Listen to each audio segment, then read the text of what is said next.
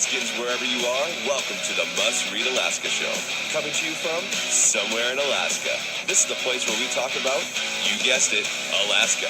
Where we keep the mainstream media on their toes and where we are standing up for what's right in a world run by leftists. You can find out more by heading over to mustreadalaska.com and also checking out the Must Read Alaska YouTube channel for some really great content. But first, let's get this party started. Welcome, everybody, to the Must Read Alaska Show. I'm your host, John Quick, coming to you live from somewhere in Alaska. I hope everybody's having a phenomenal weekend. And man, it's been a bipolar weather experience the last couple of days. I don't know what it's like for everybody else in Alaska, but here on the Kenai Peninsula, it's been snowing. It's been cold. I saw a little bit of sun yesterday. I think everybody's ready for at least maybe spring to pop its head out and summer to come around the river bend. So I want to thank everybody that listens, watches, and reads Must Read Alaska. If you want to help keep the lights on, just go to mustreadalaska.com. On the right-hand side, there's a little donate button. Every $5, $10, $100 helps keep the lights on here at Must Read Alaska. If you want to sponsor the #1 podcast in Alaska, just email me, John, John, at mustreadalaska.com, and we'd love to have you sponsor the show.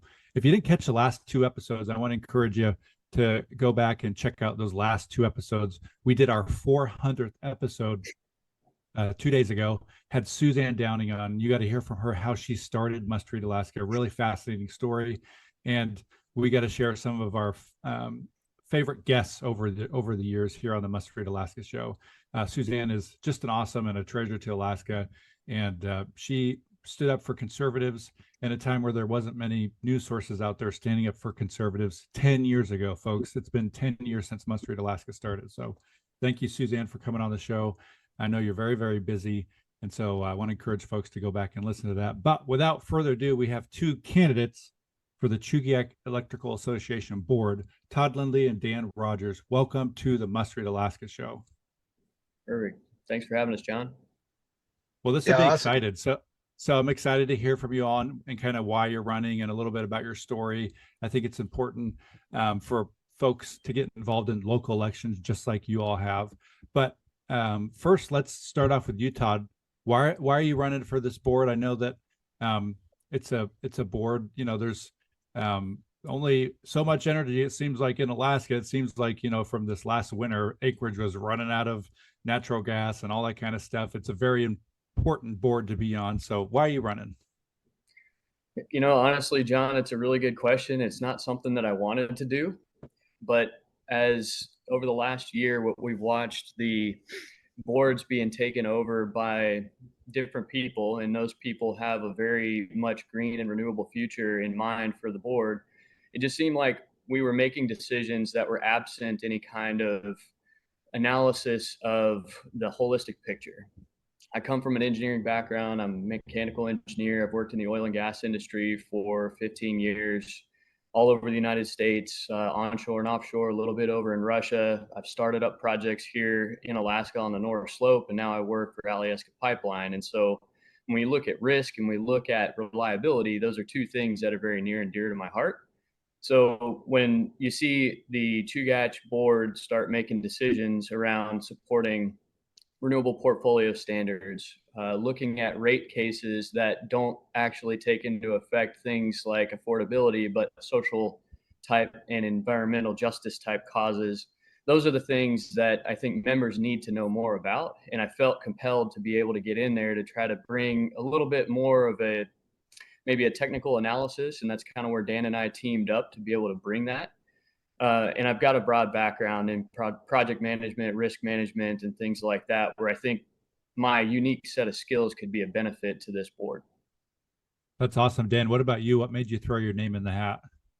So I'm a slightly different story than Todd, but one of the factors certainly was I've been involved in the power industry in Alaska and the Pacific Northwest and I hate to say this, I heard Todd say 15 years, and I'm like, wow, that's a good resume. Well, I've been in this game for 40 years because I got more gray hair than Todd does. But yeah, at any rate, it you know, so it's an area that I've got some expertise in, and I feel I really can contribute. And the other thing is, especially with the idea and the event that happened last January, where Chugach and NSTAR to a point almost lost their systems. That hasn't happened for a long time in here, and it's frustrating to me being in power systems engineering for, 4 decades that, this happened and we don't have a plan to fix it. I mean, normally generation, you plan that stuff out, 20, 30 years because it takes a long time to build. From the fact that, Chugach staff and management internally is, I know most of those guys I've known my whole career, they're pretty good. They know what they're doing. So that leaves me with one conclusion, and that that conclusion is that the board is the one that's stymieing the normal planning process. And I think it's because they're pushing what we in the industry called inverter-based renewables, or IBRs, wind and solar primarily, versus other forms of generation. And one thing I'm going to clarify here, and for the next week, I will continue to clarify. We have been characterized, Todd and I have been characterized, and to be fair, not by Mark and Sam, but by other people who support them, Alaska Center, REAP, as being against renewables. We are not against renewables. Both Todd and I we're engineers. We're pretty simple people. We're the right tool for the right job kind of people. I mean, I've pushed hydro in the state for my whole career. I was aghast when they bailed on Susitna. If we would have built Susitna in the 80s, we would have 6-cent power now instead of 23-cent power.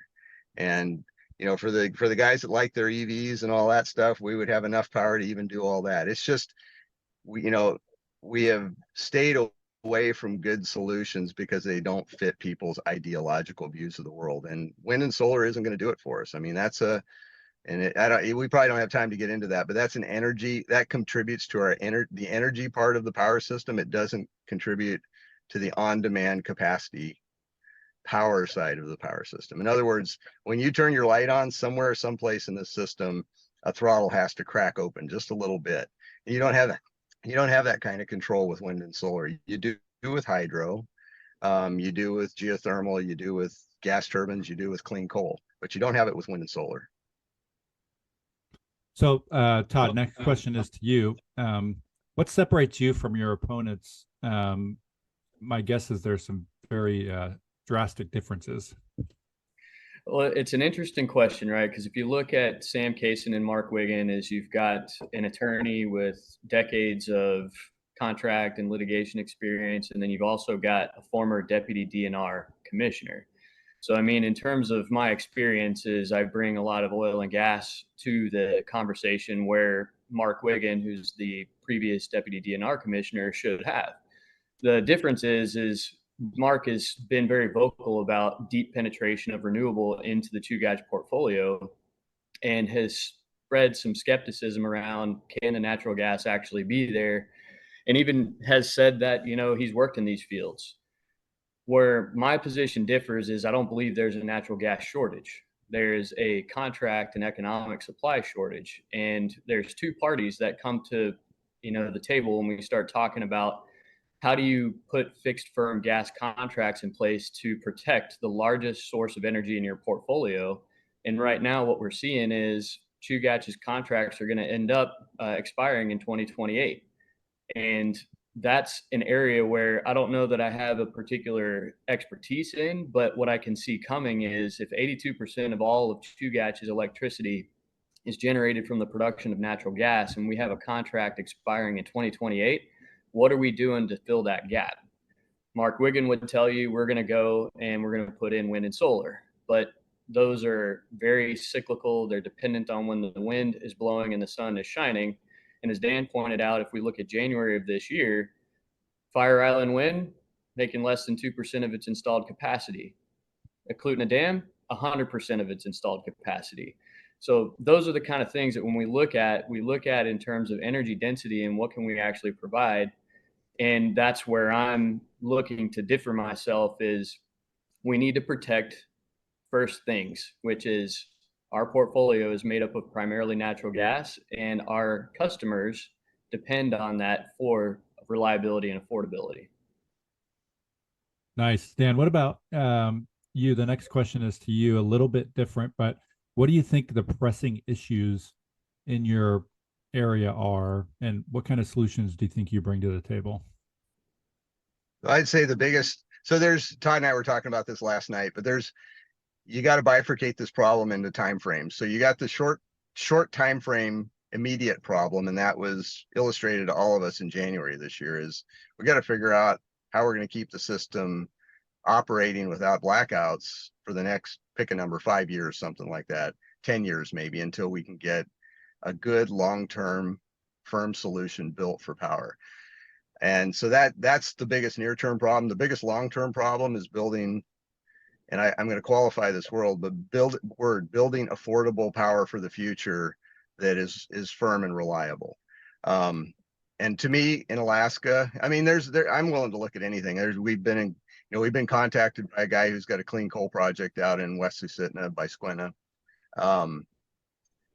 But hydro has done really well in Alaska. Somebody wrote an article the other day about, wow, look at Juneau. They've got Snettisham and their power is cheaper than ours. And I'm like, yeah, of course it is. And for years, Juneau was pushing electric heat because they had so much hydropower down there. We've got 4 pretty decent projects that are out there that have been at least partially vetted, and some of them have had initial FERC licenses so they could be reviewed deeper. And basically all that stuff's been shelved in the idea that we're going to put wind and solar with batteries in, and it's just not a good long-term solution. I mean, we need firm, reliable, and I'm perfectly fine with, I'm the guy that's been pushing renewable power.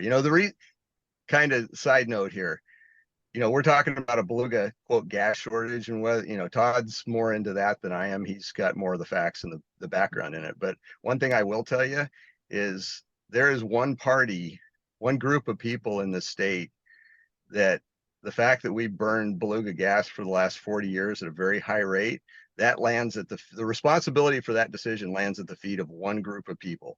And it was the people that defeated Susitna, which were largely the Green Lobby back then, Trout Unlimited, Sierra Club, etc.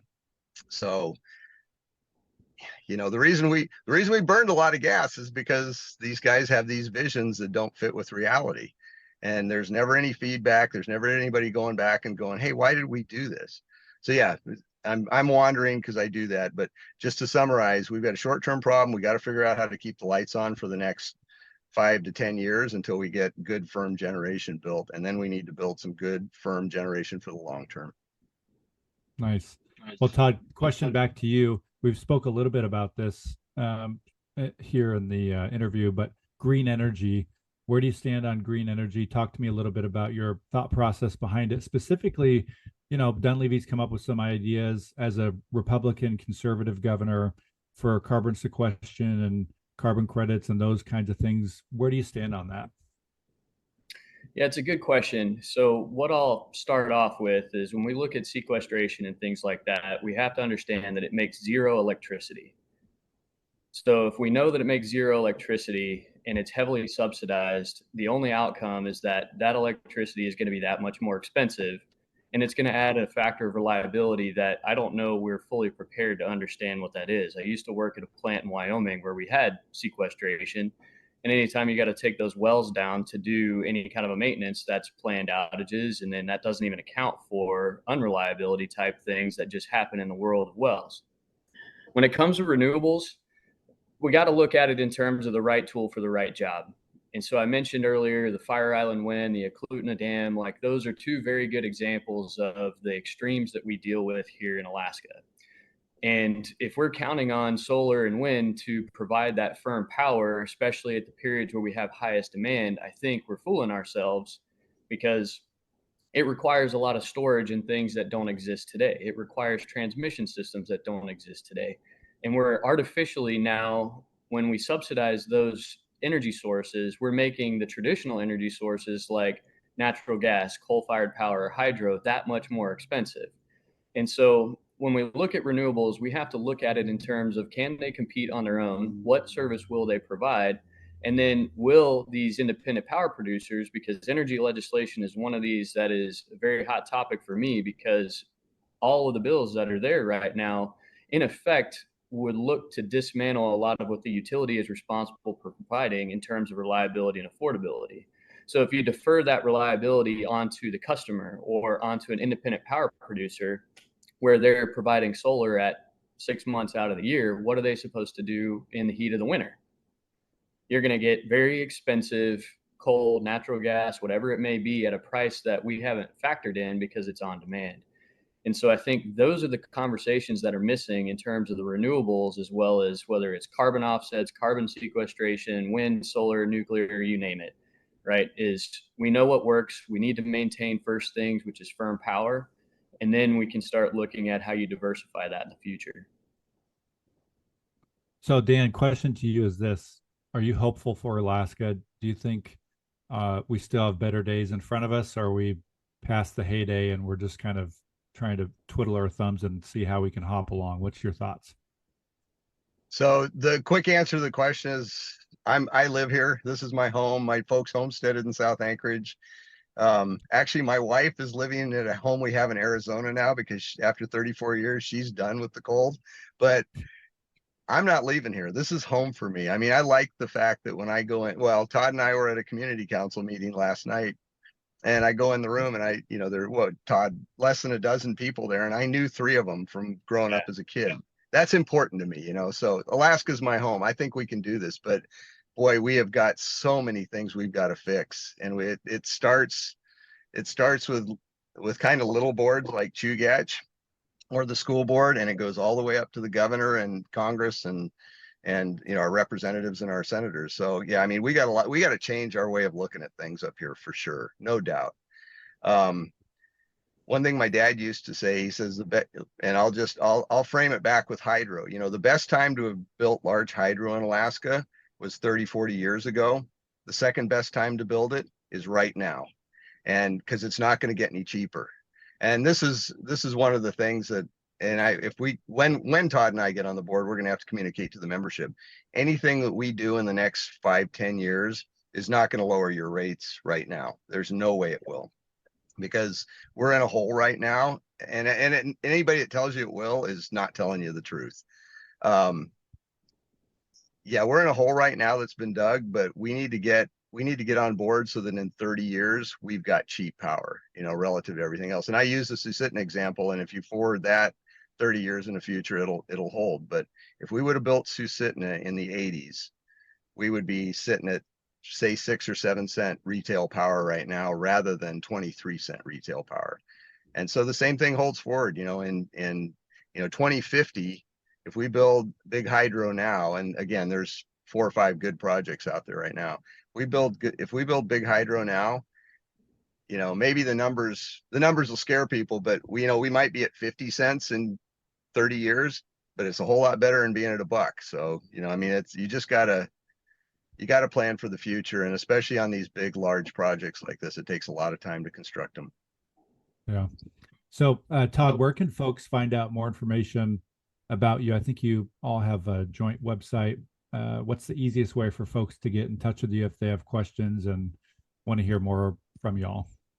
Yeah, thanks for that, John. So Dan and I both have a website. It's www.boatchugachstability.org. We have candidate questionnaires. We have background and bio. We also have news articles that have either been picked or written by Dan or I. So that way it gives people an idea of some of the things that we're looking at. We also have our social media there. So we're on Facebook, we're on Twitter, we're on Instagram, we're running ads and doing those things. And of course, if you email that website, Dan and I usually get back to everybody within a couple of days for the people that have reached out to us. Nice. Well, Dan, do you have any last minute thoughts here before we head off? I'll give both you and Todd the opportunity to share a couple minutes here. The floor is yours. Yeah, and just to add to what Todd was saying, also we've got a banner ad on Must Read Alaska, so you can see us there. Nice. But no, I mean, one of the things, and it's probably not central to the campaign, but it's timely. Todd and I have been accused of being anti-renewable, and again, we're not. I mean, we're just right tool for the right job kind of guys. And just specifically on my resume, somebody was touting Kodiak Electric as being a great renewable, and that's why they voted for Sam and Mark. And I'm like, who was the engineer for Kodiak Electric when Terror Lake governors were rebuilt, when the second phase of wind was put in, when the batteries were put in, when the flywheel was put in? Oh, wait, that would be me. So, these guys are talking about, all these ideas and concepts and everything else, but they've never really done this stuff. I mean, I've done it. I did it at Kodiak. I did it at Cordova. I've done it in Nome, Kotzebue, all over the state. So, and all over the Northwest for that matter. So, I mean, I know what works and what doesn't. And Todd's the same way. And, and he's got a slightly different area of expertise, but that's one of the reasons Todd and I get along so well, is because we both know what we know, and we both know what we don't know. So yeah, vote for Todd and Dan. Nice. Todd, what about you? Any last minute thoughts before we head off here? Yeah, the election is May 17th. Get your ballots in, and we'll have the Chugach member appreciation event at that time. And the last thing is, again, vote for Todd and Dan. We're going to come at this with a very technical perspective. And I want to leave everybody with, when you look at the principles of the utility that were set up back then, one of them that is highlighted amongst the 7 is autonomy and independence. And one thing that Dan and I have said is that our commitment is to the 91,000 ratepayers that expect us to provide reliable and affordable power. We're going to work with others, but we need to make sure that we take care of first things first, because if we don't get that right, then it doesn't do us any good to cooperate and try to do these other projects with the other utilities if it all fails. It's going to be tough, but we can get through this. And Dan and I have definitely got the experience to bring something very valuable to this board. Thanks, John. Yeah, I appreciate you both coming on. For folks that maybe just caught the tail end here, I want to encourage you to go back and listen to the whole thing. Todd and Dan are running for the board of Chugach Electric, a couple fellas with some conservative ideas and some practical ideas as it comes to energy, and I think you'll find the conversation very interesting. I'm going to put all the links and URLs and social stuff into the podcast description, folks, so you can easily find them. And I want to thank everybody that listens, watches, and reads Must Read Alaska. If you want to help keep the lights on, just go to mustreadalaska.com. On the right-hand side, there's a little donate button. Every $5, $10, $100 helps keep the lights on here at Must Read Alaska. If you want to sponsor the Must Read Alaska show, just email me, John, John, at mustreadalaska.com. And we'd love to have you sponsor the Must Read Alaska show. I want to also encourage folks to go back and listen to the last 2 episodes. Suzanne Downing came on with me. We just had a blast reminiscing about some of our favorite guests in the 400th episode of the Must Read Alaska show. Man, time flies fast. And you get to hear from Suzanne directly on how and why she started Must Read Alaska 10 years ago. Is pretty phenomenal.